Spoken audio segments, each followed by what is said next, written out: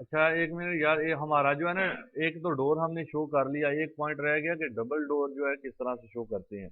Double door अगर आपने main gate लगाना है तो डबल डोर शो करना है, वो किस तरह से आप शो करेंगे वो भी यहाँ पे आप देख लें, इसी कमांड के अंदर ही।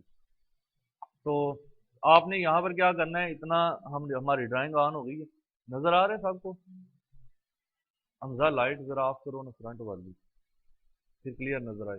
तो ये हमारा पॉइंट है जहां पर हमने पहले हमने सिंगल डोर बनाया था, अब हम डबल डोर कैसे बनाएंगे इसके अंदर। तो आपने क्या करना है, पहले तो एक लाइन लगा लेनी है दोनों के मिड पॉइंट पर, यहाँ पर, यहाँ से यहाँ तक। फिर आपने क्या करना है, एक सर्कल लेना है, सी इंटर करना है।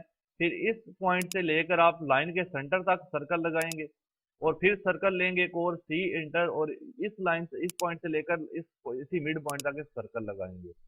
फिर आपने एक्सटेंड करना है, ई एक्स करके डबल एंटर करना है, और इस लाइन को आप अगर बाहर की तरफ डोर को ओपन करना है तो बाहर की तरफ शो करेंगे इस तरह, ट्रिम कमांड से। बाकी को ट्रिम कर देंगे, इसको भी ट्रिम कर देंगे और इसको भी ट्रिम कर देंगे। ये पार्ट डिलीट कर देंगे और इसका ये पार्ट भी डिलीट।